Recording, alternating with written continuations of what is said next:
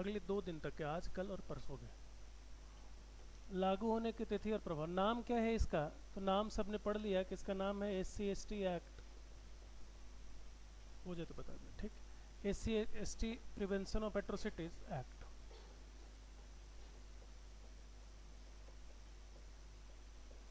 नाम इसका SC/ST prevention of atrocities act. लागू होने की तिथि है, कब से लागू हुआ है? तो ये 30 जनवरी 1990 को लागू किया गया। 30 जनवरी 1990 को लागू किया गया है।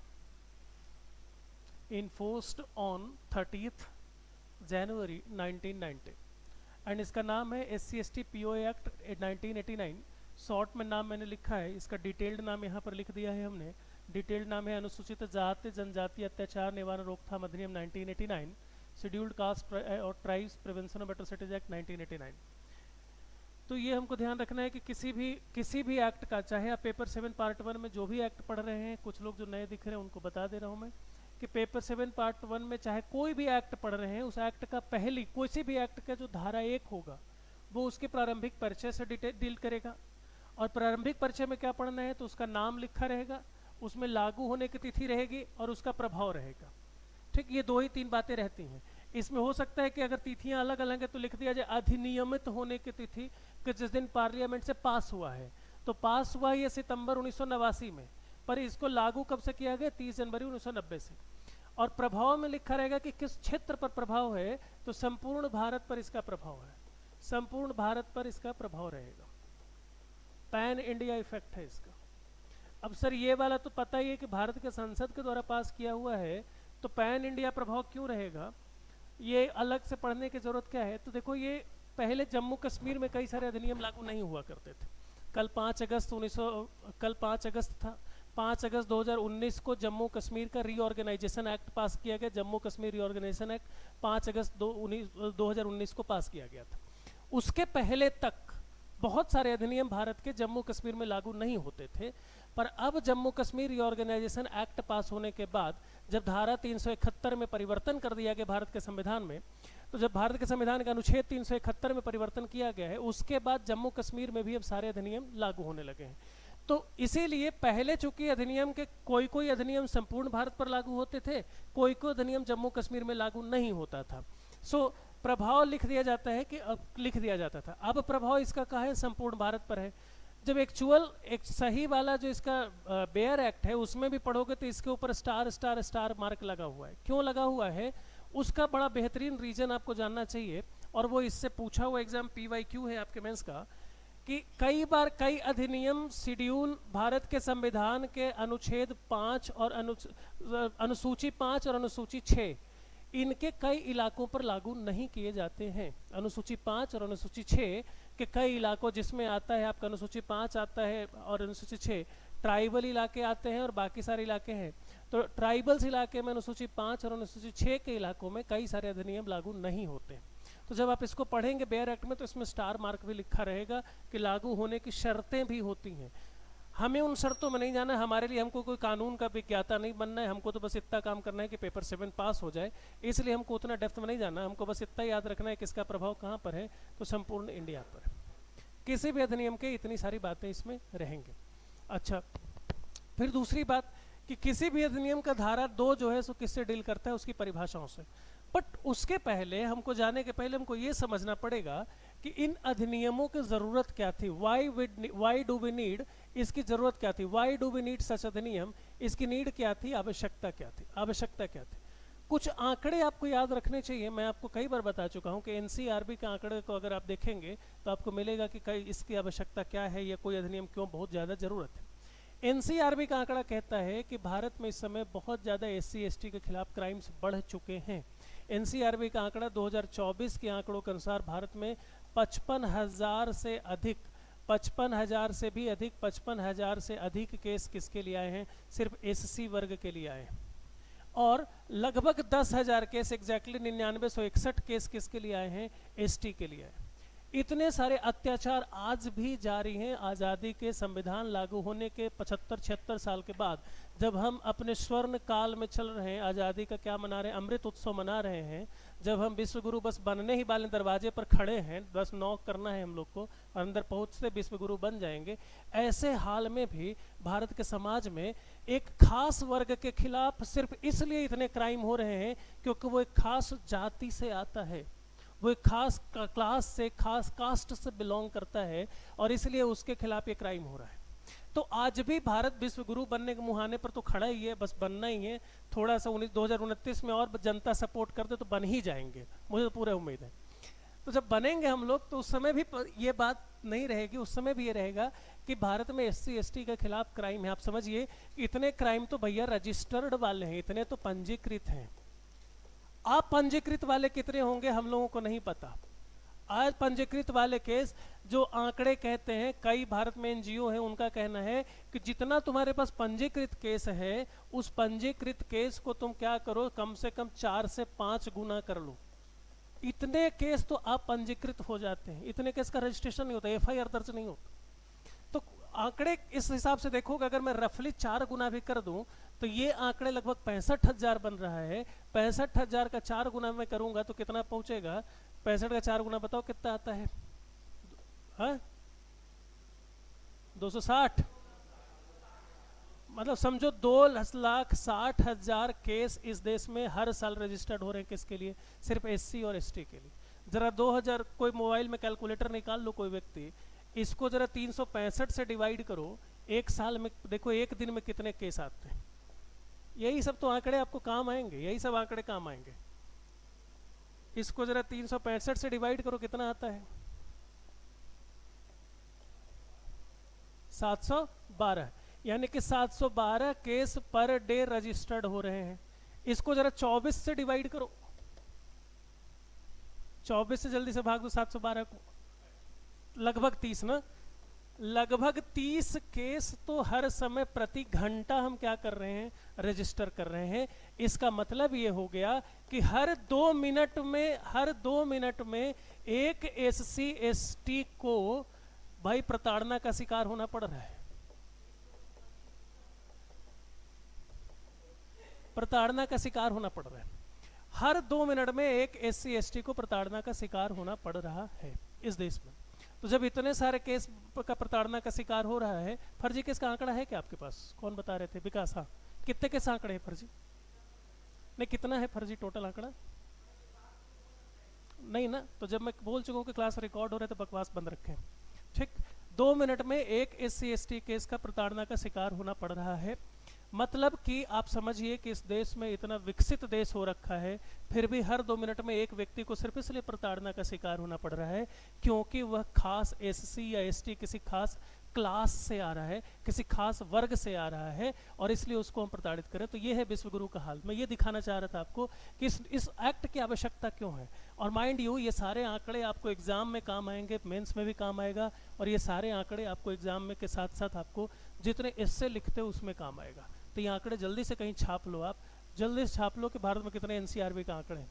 रही बात फर्जी केस की बात, तो विकास का सवाल कोई जायज़ है, ऐसा नहीं कि गलत नहीं है, वो बिल्कुल सही कह रहे हैं। इसका मिसयूज होता है इसके फर्जी केस का, पर सुप्रीम कोर्ट ने टाइम टू टाइम गाइडलाइंस दिया है, मिसयूज नहीं हो सकता इसका, इसके लिए गाइडलाइंस दिया गया है।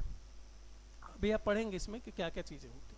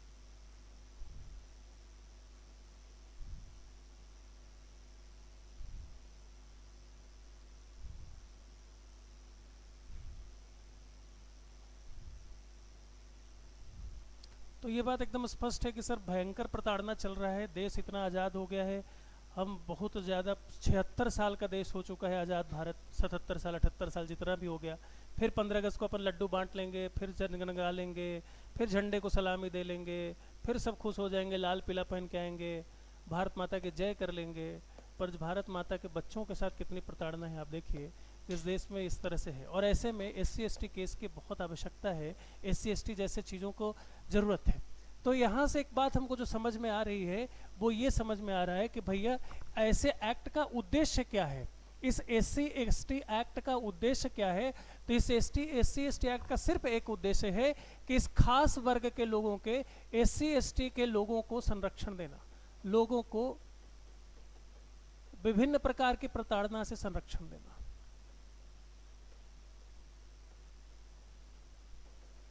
इस एक्ट का उद्देश्य क्या है, विभिन्न प्रकार के प्रताड़ना से संरक्षण देना। टू प्रोटेक्ट, अंग्रेजी रूपांतरण लिख लीजिए, ऑब्जेक्टिव क्या है, to protect the people of SC/ST, to protect the people of SC/ST from various types of atrocities, from various types of atrocities,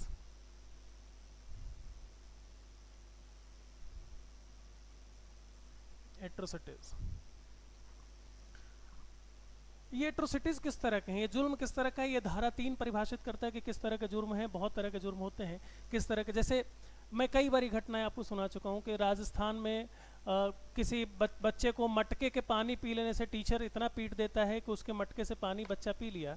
बच्चा किसी खास SC/ST वर्ग से आता था और उस SC/ST वर्ग के बच्चे ने किसी टीचर के घड़े से पानी पी लिया और टीचर ने इतना पीट दिया कि फाइनली उसकी डेथ हो जाती है। किसी इलाहाबाद में किसी व्यक्ति को बोझा ढोने के लिए, जो धान का चावल का जो फसल होता है, तो धान के फसल का बोझा ढोने से वो इनकार कर देता है, वो खास SC/ST वर्ग से आता है, उसको यह कह करके उस बोझे में के साथ बांध करके जला दिया जाता है कि तुम्हारे बाप दादाओं ने हमारे यहाँ चाकरी करी थी, तुम कैसे नहीं करोगे, तुम इस जाति से आती हो, तुम्हारे इसीलिए तुमको पैदा किया गया, और ऐसा कह करके उसको जला दिया जाता है।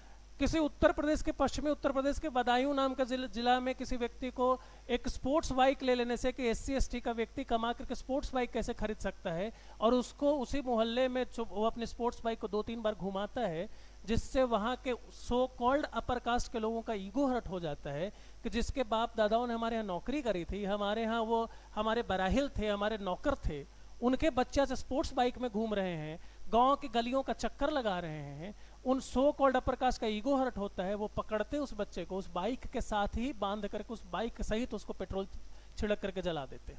तो आज इतने कुछ होने के बाद भी SC/ST के साथ हालात बहुत बुरे हैं। आप छत्तीसगढ़ के लोग बहुत अच्छे लोग हैं, यहाँ शायद SC/ST में इतना क्राइम नहीं है, या SC/ST के नाम पर इतना क्राइम नहीं है। इसके 2 रीजन हैं, एक तो कि बड़े भले मानुस हैं, दूसरा रीजन जो डेटा कहता है कि ज़्यादातर लोग उसी क्लास से बिलोंग भी करते हैं, मेजॉरिटी है, इसलिए यहाँ पर नहीं होता। लेकिन जहाँ पर इनकी मेजॉरिटी नहीं है, उन इलाकों में, राजस्थान में, उत्तर प्रदेश में, मध्य प्रदेश में, बिहार में, इन इलाकों में SC/ST के ऊपर बहुत क्राइम है, बहुत ज़्यादा क्राइम हो रहा है।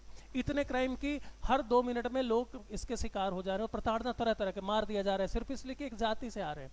तो ऐसे में ये जरूरी है कि उनको कोई एकदम स्ट्रिक्ट कानून हो, एक ऐसा कानून हो जिसके ऊपर उनका भरोसा हो और जिससे लोगों के मन में डर पैदा हो कि लोग ऐसा ना करें। तो विभिन्न प्रकार की प्रताड़नाओं का संरक्षण करने के लिए उद्देश्य लाया गया है। इसका एक और उद्देश्य ये भी है, इसका एक उद्देश्य तो ये कि संरक्षण देना, दूसरा उद्देश्य ये है कि जो पीड़ित वर्ग है उसको क्या करना है, उसको पुनर्वास देना। दूसरा उद्देश्य ये है कि पीड़ित वर्ग को राहत व पुनर्वास की व्यवस्था करना।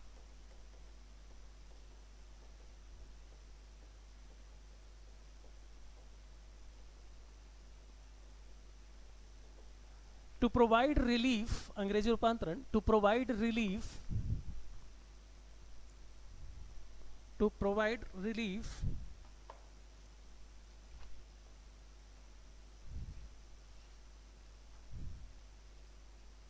provide relief to the people who are suffering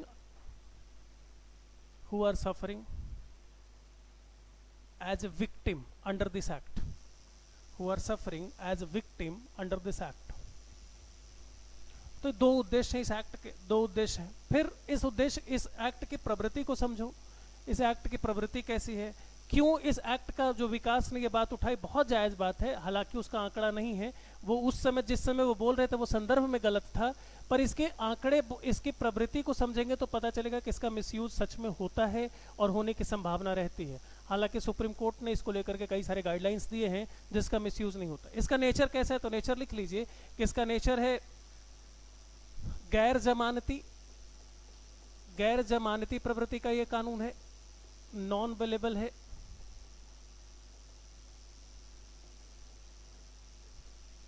non bailable है, गैर जमानती है, संज्ञेय अपराध है, इसके तहत के अपराधों को संज्ञेय अपराध माना जाता है,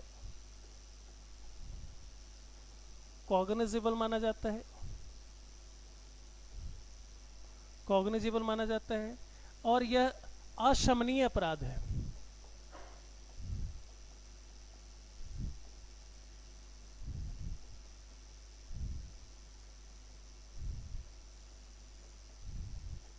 नॉन कंपाउंडेबल अपराध है।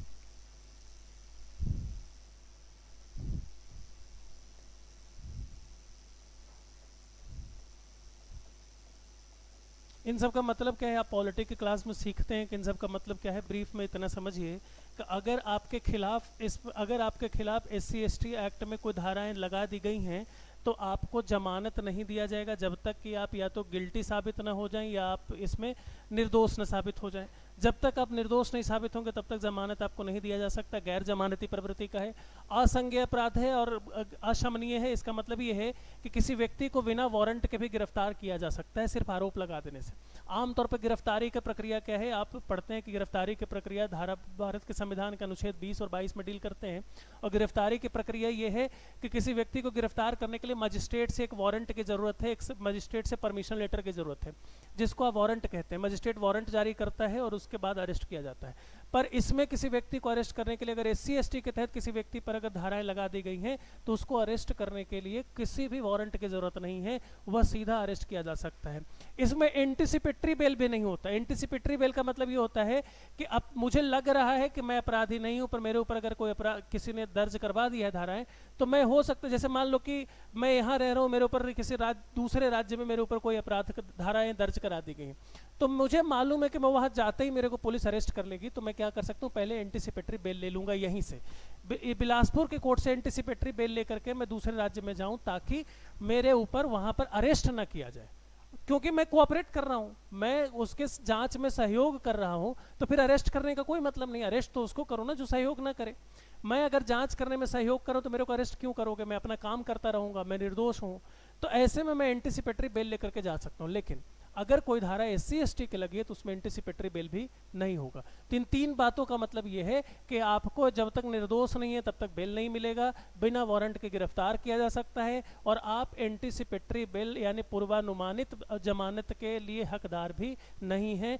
ये तीनों इसकी प्रवृत्ति है और इसीलिए इसका बहुत ज़्यादा मिसयूज होने की संभावना है कि किसी के ऊपर सिर्फ SC/ST एक्ट लगा देने से किसी व्यक्ति को अरेस्ट कर लिया गया और उसको फिर जमानत भी नहीं मिल रही है। अब सोचो कि मैं निर्दोष व्यक्ति हूं तो मुझे अपने आप मुझे अरेस्ट कर लिया गया। अब अरेस्ट करने के बाद मुझे अगर अपने आप को निर्दोष साबित करना है तो मैं प्रमाण दूंगा तभी तो निर्दोष साबित होगा। मैं कुछ एविडेंस दूंगा, कुछ प्रूफ दूंगा, तभी तो मुझे निर्दोष साबित किया जाएगा। लेकिन मुझे तो जेल में बंद कर दिया गया, तो मैं कहाँ से प्रमाण लाऊंगा, कहाँ से प्रूफ लाऊंगा? और जब मैं प्रमाण और प्रूफ नहीं लाऊंगा तो मैं जेल में सड़ रहा हूँगा, भले कभी कोर्ट की प्रक्रिया चलेगी। कोर्ट में इतने सारे केसेज हैं कि मेरा नंबर कब आएगा मुझे पता नहीं, तब तक मैं जेल में बंद हूँ। मेरे पर्सनल लाइफ कैसी तैसी हो जाएगी, मेरे जितने भी अपने समाज में रेपुटेशन है वो रेपुटेशन खराब हो जाएगा, मेरी पर्सनल लिबर्टी खराब हो जाएगी। तो ये सारी चीज़ें, भले बाद में मैं निर्दोष साबित हो जाऊं, लेकिन कौन सुनता है निर्दोष साबित होने का? अगर पुलिस किसी को घर से जाकर अरेस्ट कर ले, भले वो व्यक्ति निर्दोष है, लेकिन अरेस्ट होते उसके पूरे सामाजिक प्रतिष्ठा का क्या हो जाता है? डवाडोल हो जाता है। तो ऐसे में अगर किसी व्यक्ति के ऊपर सिर्फ SC/ST एक्ट लगा दिया जा रहा है और वो गैर जमानती प्रवृत्ति के कारण उसे अरेस्ट कर लिया गया है, बिना वारंट अरेस्ट कर लिया गया है, तो उसका पूरा सोशल प्रेस्टीज तो खत्म हो जाता है। और सोशल प्रेस्टीज उसका राइट टू लाइफ है।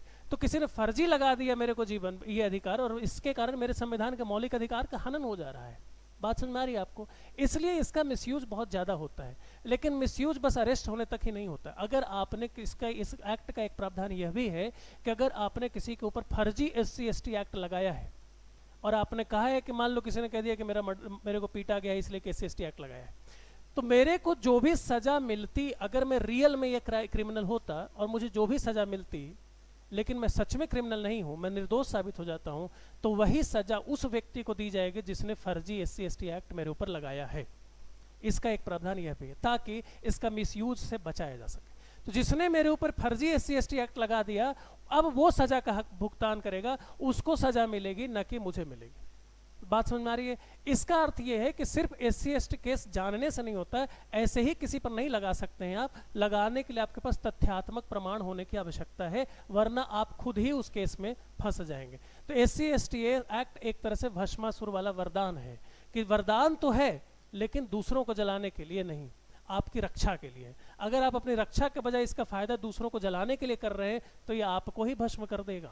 ये है SC/ST एक्ट, और सुप्रीम कोर्ट ने कई बार इसको याद दिलाया है लोगों को कि अगर आपने फर्जी SC/ST एक्ट लगा दिया तो आपके ऊपर ये प्रमाण, आपके ऊपर ये अपराध साबित हो जाएगा। इसलिए ताकि इसका मिसयूज ना हो, वरना आप देख रहे हैं कि इसके मिसयूज होने की संभावना बहुत ज्यादा है। I hope now you got your answer Vikas, कि आपका जो आंसर क्वेश्चन था ये सर, कि मिसयूज बस एक बार लगा देंगे आप, मिसयूज नहीं होता। मिसयूज का मतलब कि आप सजा दिलवा के दिखाइए, और अगर आप निर्दोष हैं तो कैसे कोई सजा दे देगा? अदालत। भारत में एक ही तो चीज़ है जिस पर भरोसा किया जा सकता है, वो है अदालत, बाकी तो किसी पर कर ही नहीं सकते, है कि नहीं? तो ये सारी चीज़ें हैं। तो इसकी प्रवृत्ति कुछ इस तरह की है। फिर दूसरी बात ये समझनी है हमको, जो आप सबसे मैं पूछना चाह रहा हूँ, कि कौन SC/ST है? कौन SC/ST कौन है? भाई कोई तो होगा जिसकी परिभाषा तो होगी, सिर्फ जाति से SC/ST की ये जाति है, वो इस जाति SC/ST में। तो आपको पता है कि सरकार के पास ये पावर है कि कभी इस जाति को SC में बना देना है, कभी उसको ST में बना देना है। अभी आपने देखा तो मणिपुर का दंगा आपने देखा ना, कि मणिपुर में क्या हुआ? मणिपुर में तो यही हुआ कि दो जनजातियां हैं, एक का नाम है कुकी और एक का नाम है मैतेई। मैतेई जनजाति पहले नॉर्मल थी, मैतेई कुकी जनजाति क्या थी? SC/ST थी। मैतेई जनजाति नॉर्मल थी। अब मैतेई जनजाति को जनरल से हटा करके कहाँ रख दिया गया? SC/ST में। जिसके बाद कुकी ने क्या किया? विरोध करना शुरू किया। और ये जो आरक्षण का विरोध शुरू हुआ, क्यों? क्योंकि कुकी को लगने लगा कि मैतेई अगर SC/ST में आ जाएंगे तो हमारे को आरक्षण से जो लाभ मिलता है वो सारा लाभ तो हमारा क्या हो जाएगा? बट जाएगा। वो लाभ मैतेई को भी मिलने लगेगा। अच्छा, इस मणिपुर की घटना पर थोड़ा सा 1 मिनट अपन टाइम वेस्ट कर लेते हैं। मणिपुर का ज्योग्राफी जो है सो कुछ ऐसा है। क्यों टाइम वेस्ट कर लेते हैं यह अभी समझ में आ जाएगा, क्योंकि शेड्यूल 5 शेड्यूल 6 हमको पढ़ना ही पढ़ना है। तो जब मणिपुर के बारे में अगर मान लें तो मणिपुर कुछ अगर ऐसा है, तो मणिपुर का बीच वाला इलाका कैसा है? ये घाटी वाले लोग हैं और ये चारों तरफ से पहाड़ों से घिरा हुआ है। ये चारों तरफ पहाड़ से, गारो खासी जयंतिया इत्यादि इत्यादि जितने पहाड़ हैं वहाँ पर, नॉर्थ ईस्ट के पहाड़ों से ये घिरा हुआ है, मिसमी वगैरह से। अब ये जो यहाँ पर बीच में क्या है? घाटी है और यहाँ पर ये पहाड़ है। पहाड़ पर बारिश होगी तो बताओ, बारिश का पानी जमीन के नीचे जाएगा कि ढल करके नीचे जब घाटी की तरफ आ जाएगा? जाहिर सी बात है, छत्तीसगढ़ के कटोरा टाइप समस्या यहाँ पर भी है कि छत्तीसगढ़ को कटोरा क्यों कहते हैं? तीनों तरफ से पहाड़ है, पहाड़ का पानी बस बह करके नीचे मैदान में आता है, इसलिए वहाँ पर धान की खेती अच्छी होती है, इसलिए छत्तीसगढ़ को धान का कटोरा कहते हैं। सिमिलर कहानी यहाँ पर भी है। पहाड़ों पर बारिश होगी, पर बारिश होकर के कहाँ आ जाएगी? नीचे आ जाएगी। तो जब नीचे आएगी तो पूरी प्रॉस्पेरिटी, समृद्धि कहाँ आएगी? यहाँ आएगी। खेती अच्छा होगा, यहाँ पर फसल अच्छा होगा, लोग सुरक्षित यहाँ पर रहेंगे, सारी समृद्धि यहाँ आएगी। पहाड़ वाले बेचारे तो पानी की वर्षा खूब होगी पर पानी की किल्लत से जूझ रहे होंगे। नतीजा, इनको विशेष मदद की जरूरत है। क्या इनको विशेष मदद की जरूरत थी? नहीं सर, इनको तो नहीं थी। तो जिसको विशेष मदद की जरूरत थी वो SC/ST में था, जिसको नहीं जरूरत थी वो जनरल में था। पर एक कोर्ट के फैसले ने मैतेई को उठा करके कहाँ रख दिया? SC/ST। अब कुकी वाले भड़क गए कि हमारे अधिकार तो छीन लेंगे ये। नतीजा, ये जो आरक्षण की लड़ाई थी वो दो संप्रदाय, दो जनजातियों के बीच की लड़ाई बन गई। और मणिपुर में क्या हाल है आप देख रहे हैं, अभी भी वहां पर राष्ट्रपति शासन लगाया गया हुआ है। बात समझ में आ रही? सो ये जो है कि हमें ये पता करना, इसका मतलब ये समझ में आ रहा है हमको कि सर जो मैतेई आज जनरल में था कल SC/ST में हो गया, आज जो SC/ST में कल वो जनरल में नहीं चला जाएगा, जा सकता है। यानी कि जाति के आधार पर कहना कि ये जाति SC है, ये जाति ST है, ये वाला बात क्या है सर? परमानेंट तो नहीं है, ये सरकार के हाथों में है, कभी भी किसी को कहीं से कहीं पलट सकते हैं। जाट की बात करिए, मराठों की बात करिए, इन जातियों को भारत में कई बार जाट जो है वो कई बार, पहले जाट जो लोग थे वो जनरल में आते थे, फिर OBC में हो गए, फिर SC में आ गए, फिर ST में आ गए, फिर से जनरल में कुछ जाट को कर दिया गया। तो ये घुमाते रहते, सरकारें घुमाती रहती।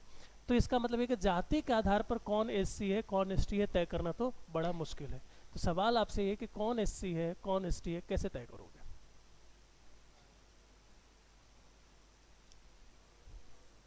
आर्टिकल 300 कुछ जो है वही तय करता है, आर्टिकल जो 300 कुछ है वही तय करता है। आर्टिकल 300 कुछ में कौन सा? हाँ। आर्टिकल 341 डील करता है एससी से और 342 डील करता है एसटी से। तो 341 भारत के संविधान के अनुच्छेद 341 के तहत जिन्हें एससी माना गया वो एससी माने जाएंगे।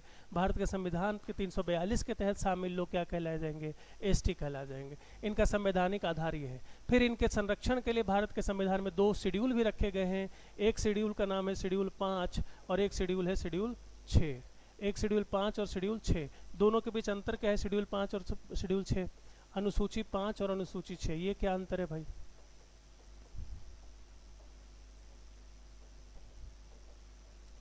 बताओ।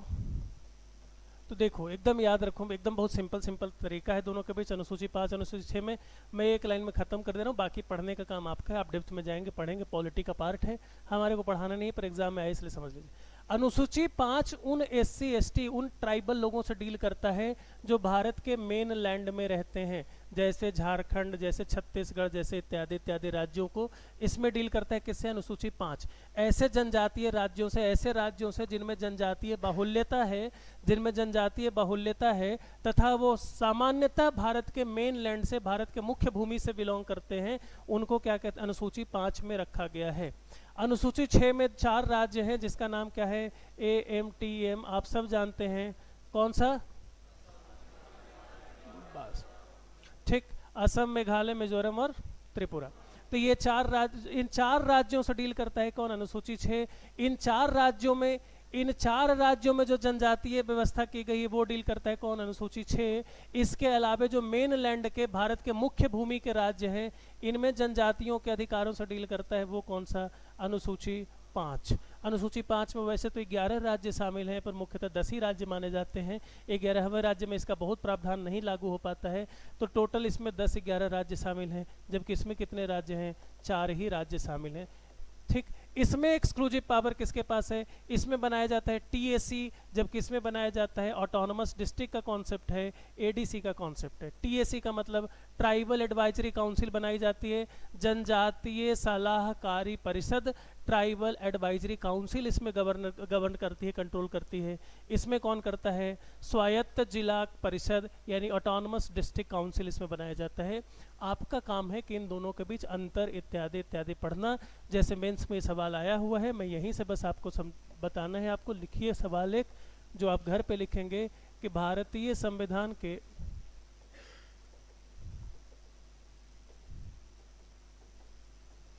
अनुसूची 5, देखिए मैं पढ़ाने को तो पूरा ही पढ़ा दूंगा, पूरा लिख दूंगा, पर आप क्या मेहनत करेंगे, थोड़ा आपको भी करना है, इसलिए मैं लिख रहा हूँ अनुसूची 5 और अनुसूची 6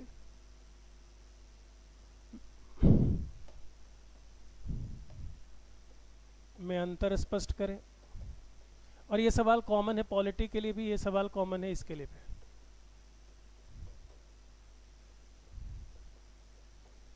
differentiate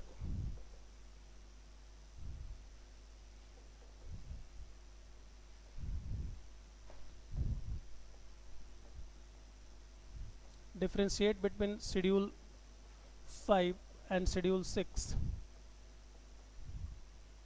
of the Constitution of India.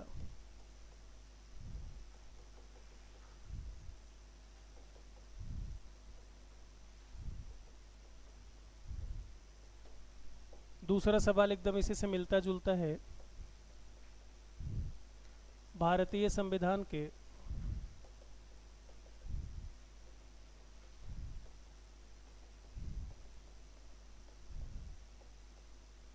अनुसूची 5 तथा अनुसूची 6 के महत्व पर प्रकाश डाली।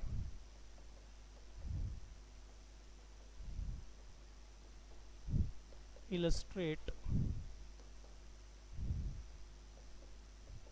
the significance of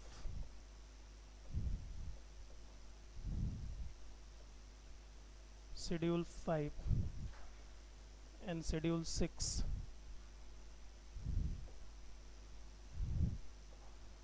of the Constitution of India.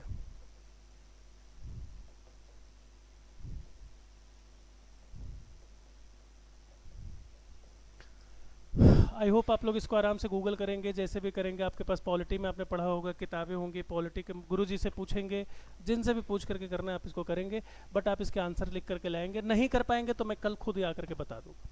अगर आप नहीं कर पाएंगे तो मैं खुद कल बता दूंगा, बट मैं आपको ये तो इसलिए कह रहा हूँ कि आप थोड़ा सा इसको पढ़िएगा, डिटेल में पढ़िएगा, डेप्थ में जाके पढ़िएगा। कि इसमें एक और सवाल, जो पॉलिटी में सवाल बनेगा, एक और सवाल बनेगा, वो क्या बनाएगा कि अनुसूची 5 तथा अनुसूची 6 के तहत प्रशासन की व्यवस्था को समझाइए कि एडमिनिस्ट्रेशन कैसे होता है। वो पवेड और पॉलिटी में कॉमन आएगा। ये वाला कॉमन कहाँ आएगा? ये पॉलिटी और पेपर 7 में कॉमन आएगा। तो आपको ये थोड़ा सा डिफरेंस समझना है। वो पवेड और पॉलिटी में कॉमन आएगा कि प्रशासन की व्यवस्था क्या है। जैसे हमने कहा ना, जैसे हमने कहा कि भाई यहाँ पर क्या बनाया जाता है, टीएसी बनाया जाएगा, यहाँ पर क्या बनाया जाएगा, एडीसी बनाया जाएगा। टीएसी क्या होता है, ट्राइबल एडवाइजरी काउंसिल क्या होता है, इसमें कितने 20 सदस्य होते हैं, कैसे आते हैं, तो ये सब पूरे संरचना इसकी क्या है, गवर्नर की भूमिका क्या है, उस देश उस राज्य के राज्यपाल की भूमिका क्या है, राष्ट्रपति की भूमिका क्या है, संसद की भूमिका क्या है, ये सब इसमें पढ़ना है। इसमें पढ़ना है कि राज्यपाल की भूमिका क्या है, राष्ट्रपति की भूमिका क्या है, ट्राइबल एडवाइजरी काउंसिल क्या होता है, इसके पास कितनी शक्तियां हैं, ये अपना विलेज कोर्ट वगैरह स्थापित कर सकते हैं, पेशा एक्ट किसमें लगता है, पेशा एक्ट किसमें नहीं लगता है, इत्यादि इत्यादि सारी चीज़ें समझनी। पेशा एक्ट तो आप छत्तीसगढ़ वाले पोर्शन में ऑलरेडी पढ़ चुके होंगे, मुझे ऐसा लगता है कि आप लोग पढ़ चुके होंगे पेशा एक्ट के बारे में। जब पढ़ ही चुके हैं तो एक सवाल और क्यों ना ले लिया जाए, बस सिंपल सीजी के संदर्भ में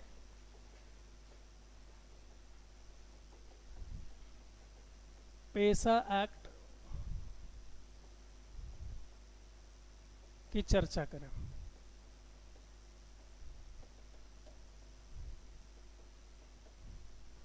डिस्कस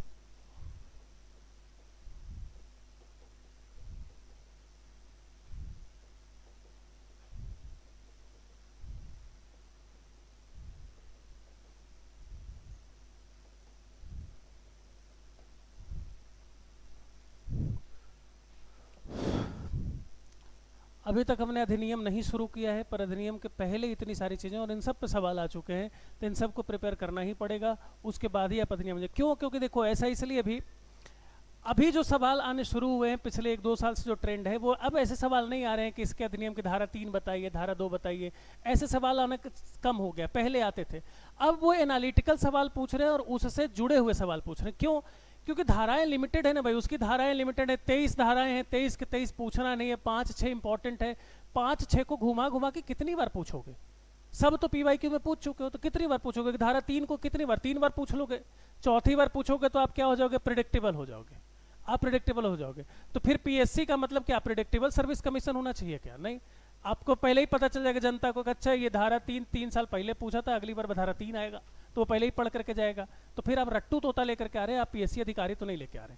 तो अब जो क्वेश्चन पूछने का तरीका है वो उससे डिराइव्ड क्वेश्चन पूछ रहे हैं, और डिराइव्ड क्वेश्चन में इस एक्ट का डिराइव्ड क्वेश्चन इससे बाहर तो नहीं हो सकता।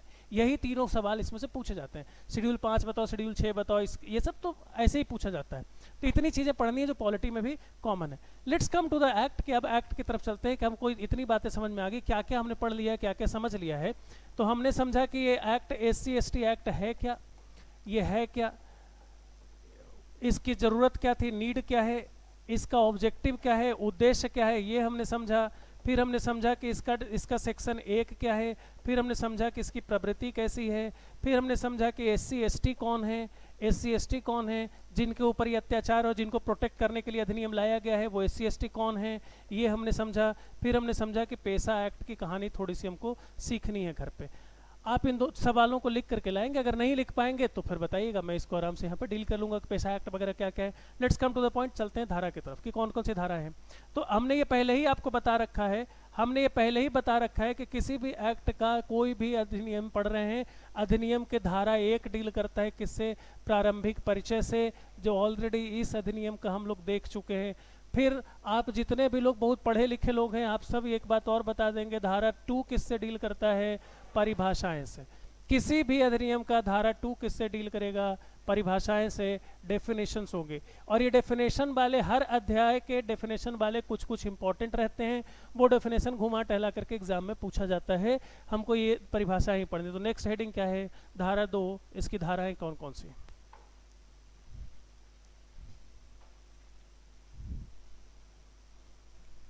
ठीक, इसका जो सबसे पहला धारा 2 का ए वाला पार्ट है, 2 धारा 2 का उपबंध ए जो है ये डील करता है कि अत्याचार क्या है, अत्याचार है क्या, जिस अत्याचार से आपको रक्षा करनी है, अत्याचार की परिभाषा क्या है, एट्रोसिटीज क्या है, जिस अत्याचार से आप रक्षा कर रहे हैं वो एट्रोसिटीज क्या है।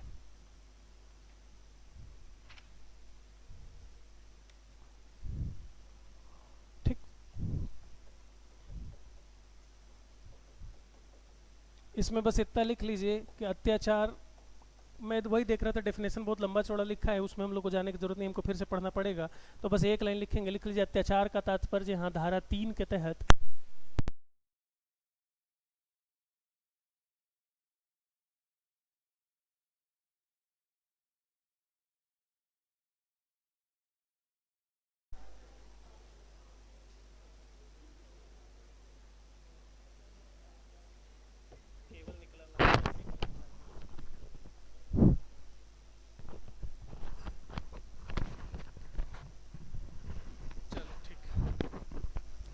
लेट्स स्टार्ट ना, बंद कर दो।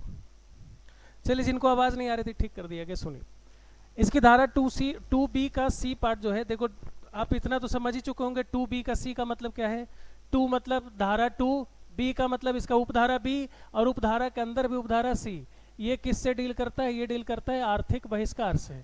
लिख लो, आर्थिक बहिष्कार का तात्पर्य, जिनको नहीं सुनाई दिया था वहां से, आर्थिक बहिष्कार का तात्पर्य है, लिखो फर्स्ट पॉइंट, अन्य व्यक्ति से भाड़े पर कार्य से संबंधित, अन्य व्यक्ति से भाड़े पर कार्य से संबंधित व्यवहार करने,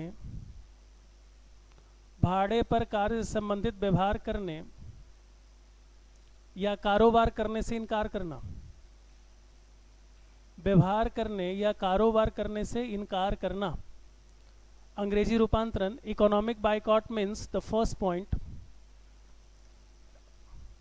इनकार करना, अंग्रेजी रूपांतरण economic boycott means first point, a refusal to deal with, a refusal to deal with, a refusal to deal with, comma hire for the work, comma hire for the work, or do business with other person, or to do business with other person. Second point,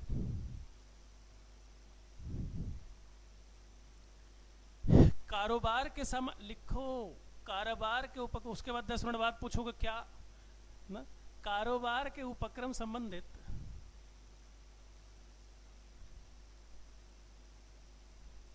सामान्यतया की जाने वाली बातों से, सामान्यतया की जाने वाली बातों से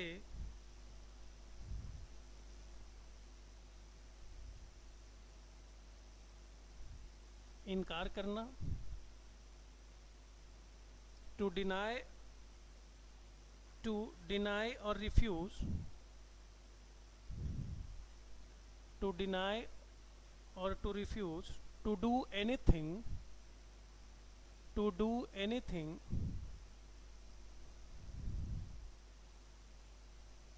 on the terms on which, on the terms on which,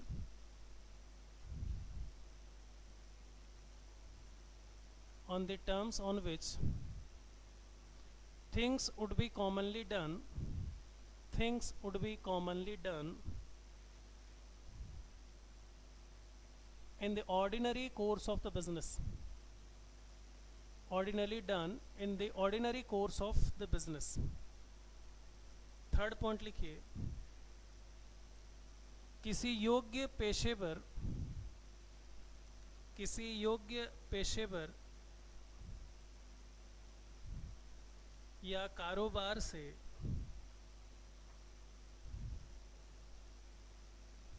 संबंधों से अलग रहना, किसी योग्य पेशेवर या कारोबार से संबंधों से अलग रहना जो अन्य व्यक्ति के साथ रखा जाए, जो अन्य व्यक्ति के साथ रखा जाए, अलग रहना जो अन्य व्यक्ति के साथ रखा जाए। अंग्रेजी रूपांतरण, टू एब्सटेन फ्रॉम प्रोफेशनल और business relations, to abstain from professional और बिजनेस रिलेशंस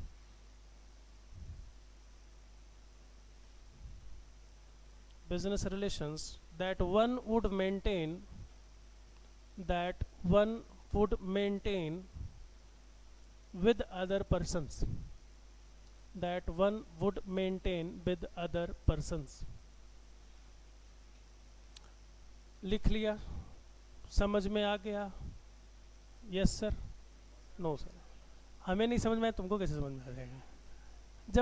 जब मैं लिखवा रहा हूँ, मेरे को नहीं समझ में आ रहा है कि क्या लिखा है, तो तुमको कैसे समझ में आ जाएगा? एकदम साधारण भाषा में क्या लिखा है देखो। जितनी बातें लिखी गई हैं अपन रट्टा मारेंगे एग्जाम का ठीक एक रात पहले और जाकर के वहाँ छाप आएंगे, अगर छाप सके तो। नहीं तो हम समझ के रखते हैं कि है क्या इकोनॉमिक बहिष्कार। कुल मिलाकर के बात यह है कि आप अगर कोई बिजनेसमैन है, आप किसी के साथ आर्थिक व्यवहार लेन देन कर रहे हैं या व्यवसाय का लेन देन कर रहे हैं, किसी भी तरह का व्यवसायिक व्यवहार किसी के साथ कर रहे हैं। अब मान लो कि मैं और दुर्गेश किसी के साथ हम लोगों का कोई व्यापारिक व्यवहार है, या मैं बाकी सभी लोगों से एक सामान्य तरह के व्यापारिक व्यवहार रख रहा हूँ। पैसे का लेन देन है, सामान की खरीद बिक्री है, मैं सामान उनको बेच रहा हूँ या उनसे खरीद रहा हूँ, पैसे का लेन देन है, उनके दुकान पर जा रहा हूँ तो वो कभी चाय पिला दे रहे तो मैं पी भी ले रहा हूँ, सब कुछ हो रहा है। बट किसी खास व्यक्ति के साथ मैं ये संबंध नहीं रख रहा हूँ। क्यों? क्योंकि वो किसी खास कास्ट से आता है, SC/ST कास्ट से बिलोंग करता है। मैं हर वो काम जो एक सामान्य बिजनेस के दौरान एक सामान्य व्यक्ति के साथ कर रहा हूँ, अगर वही कृत्य करने से किसी SC/ST के साथ इनकार कर दूं और सिर्फ इसलिए कि वो क्योंकि वो एक खास जाति से आता है, तो क्या कहलाएगा? आर्थिक बहिष्कार कहलाएगा। हर वो आर्थिक गतिविधि जिसमें सामान लेना देना है, बेचना है, खरीदना है, पैसे का लेन देन है, किसी के साथ आर्थिक व्यवहार रखना है, किसी की मदद करना है, तो मैं हर किसी के साथ आर्थिक व्यवहार रख रहा हूँ सामान्यतः। लेकिन सामान्यतः जो मैं व्यवहार रख रहा हूँ वही व्यवहार मैं किसी खास SC/ST वर्ग के व्यक्ति के साथ नहीं रख रहा हूँ, तो मैं उस SC/ST वर्ग के व्यक्ति का क्या कर रहा हूँ? आर्थिक बहिष्कार कर रहा हूँ। जैसे मान लो कि मेरे पास एक दुकान है और मैंने कहा कि नहीं, मैं अपने दुकान में सबको सामान बेच रहा हूँ, पर खास किसी वर्ग को मैं अपने दुकान में एंट्री नहीं दे रहा हूँ कि नहीं आप नहीं आ सकते, आप SC/ST से हैं, आपके आने से हमारी दुकान में छुआछूत फैल जाएगा, हमारे भगवान लक्ष्मी महारानी नाराज हो जाएंगी, ऐसा कुछ बोल दिया। तो ऐसा करने से मैं उस खास वर्ग का क्या कर रहा हूँ? आर्थिक बहिष्कार कर रहा हूँ। तो इस टर्म 2C का मतलब है आर्थिक बहिष्कार से। और एग्जाम में ये पूछा जाता है, कभी आर्थिक बहिष्कार पूछा जाता है घुमा के, कभी सामाजिक बहिष्कार पूछेगा घुमा करके, आपसे ये सारी चीज़ें पूछी जाएंगी। सामाजिक बहिष्कार का मतलब क्या है, आर्थिक बहिष्कार का मतलब क्या है। तो एकदम कॉमन चीज़ रखो कि आर्थिक बहिष्कार का अर्थ है वह सारे आर्थिक या व्यवसायिक संबंध जो एक व्यक्ति किसी सामान्यतः बिजनेस में सभी लोगों के साथ रखता है, परंतु किसी खास व्यक्ति के साथ वह संबंध नहीं रखना चाहता है, तो इसे क्या मानेंगे? आर्थिक बहिष्कार मानेंगे। बात समझ में आ रही? कि मैं पूरी सब्जी बेच रहा हूँ, हालांकि बेच नहीं रहा हूँ, मान लो कि मैं बेच रहा हूँ, तो मैं सबको बेच रहा हूँ। मैं ये एकदम परफेक्ट उदाहरण दे रहा हूँ, तुम इसको समझना कि मैं ऐसे हवाबाजी तो नहीं कर रहा हूँ। मैं अगर पूरी सब्जी बेच रहा हूँ, मैंने एक रेस्टोरेंट खोल रखा है, मैं सबको बेच रहा हूँ और स्टील के प्लेट में खिला रहा हूँ, तो मैं सबको अपने प्लेट में खिला रहा हूँ और फिर जो ग्राहक वो पैसा दे रहा है उसके बाद मैं खुद ही उस प्लेट को धुल रहा हूँ। लेकिन मैं नहीं धुलूंगा क्योंकि मैं सो कॉल्ड अपर कास्ट से आता हूँ, और अगर कोई SC/ST व्यक्ति खा करके चला जाएगा तो उसका जूठा मैं नहीं धुलूंगा। इसलिए मैं उस SC/ST वाले व्यक्ति को प्लेट में सामान ही नहीं बेचूंगा, उसको किस में बेचूंगा? पेपर में बेचना शुरू करूंगा, पेपर में बेचना शुरू करूंगा। नहीं, स्टील के प्लेट में नहीं देंगे आपको। क्यों? क्योंकि आपका जूठा धुलना पड़ेगा। आप पेपर में खाइए, फेंक दीजिए डस्टबिन में। तो ये क्या हो गया? आर्थिक बहिष्कार हो गया। कि ऐसा कैसे कर रहे हैं आप? सामान्यतः सबको स्टील के प्लेट में छोले भटूरे दे रहे हैं और अगले कह रहे हैं कि प्लेट में देंगे तुमको। अगर स्टील का प्लेट नहीं है वो बात समझ में आती है, पर रहते हुए आप उसको देंगे कि नहीं तुमको तो दोना में खिलाएंगे क्योंकि तुम खास वर्ग से आते हो, तो ये हो गया आर्थिक बहिष्कार, और आप धारा 3 के तहत बन गए सजा के हकदार। तो ये है आर्थिक बहिष्कार। इस तरह के कोई भी संबंध जो ऑर्डिनरी बिजनेस में आप बाकियों के साथ रख रहे हैं, पर अगर आप SC/ST के साथ नहीं रख रहे हैं, तो ये माना जाएगा आर्थिक बहिष्कार। और ये परिभाषित करता है धारा 2B का C पोर्शन। ठीक, धारा 2B का C पोर्शन प्रभावित करता है आर्थिक बहिष्कार से। तो हमको ये याद रखना है। फिर दूसरा रख लिखिए सामाजिक बहिष्कार।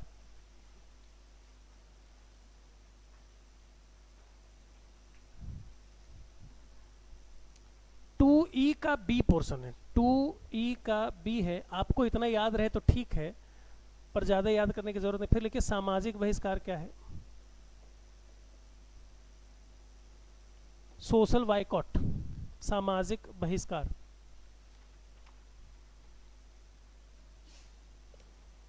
लिखिए सामाजिक बहिष्कार से तात्पर्य है, सामाजिक बहिष्कार से तात्पर्य है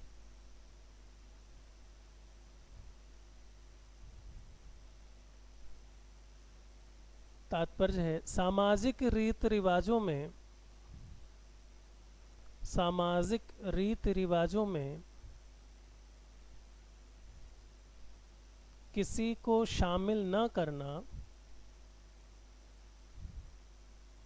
सामाजिक रीति रिवाजों में किसी को शामिल न करना या सामाजिक रूप से अपमान करना, या सामाजिक रूप से अपमान करना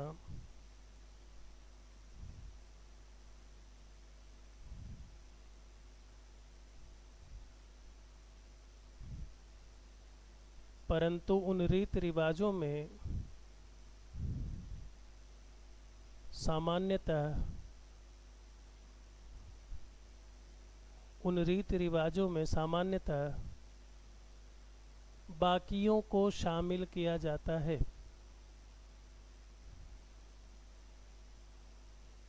उन रीति रिवाजों में सामान्यतः बाकियों को शामिल किया जाता है।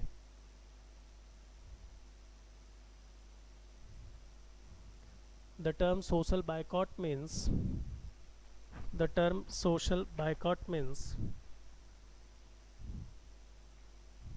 a refusal to permit a person, a refusal to permit a person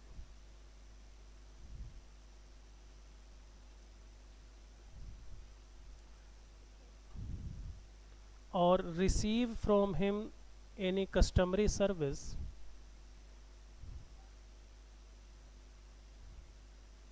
or receive from him any customary service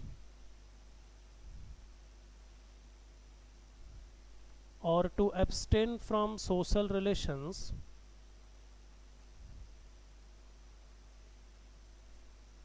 or to abstain from social relations that one would maintain, that one would maintain with other persons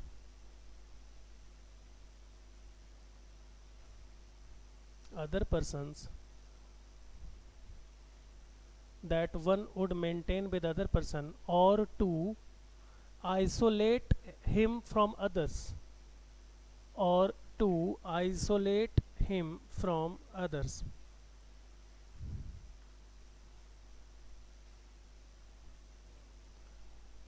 हो गया।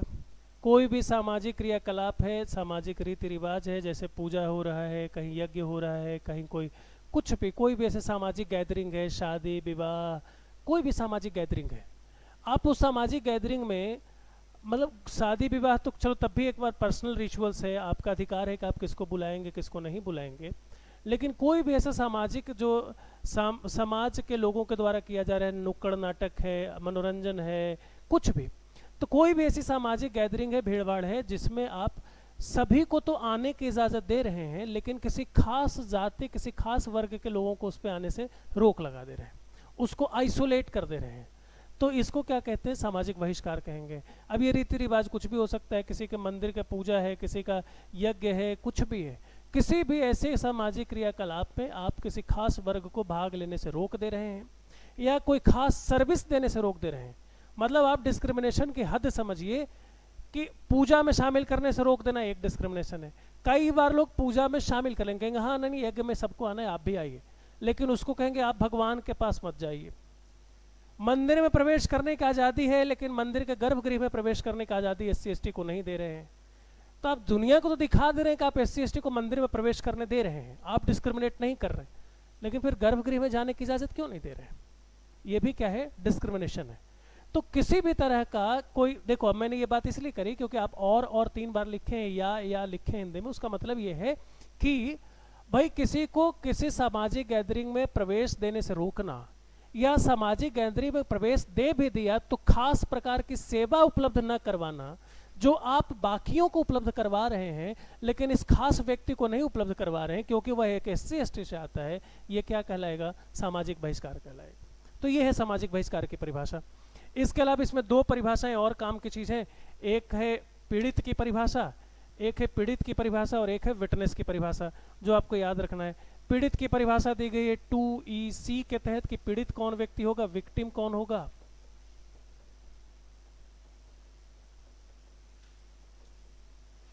2EC deal करता है किससे कि पीड़ित कौन होगा। 2ED deal करता है किससे, विटनेस कौन होगा, साक्षी किसको मानेंगे।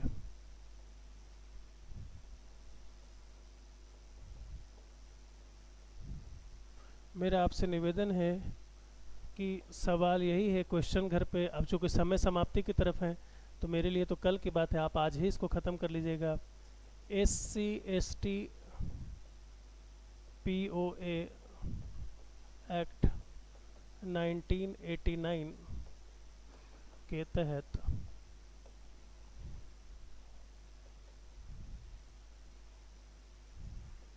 पीड़ित ऐसा लिखते हैं क्या? नहीं, ऊपर लिखा तो है।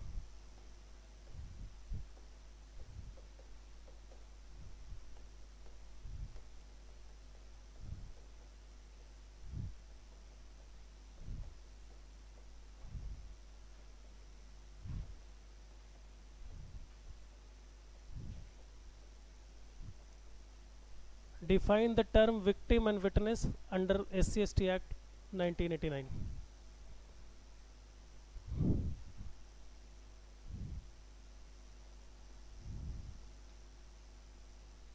ठीक,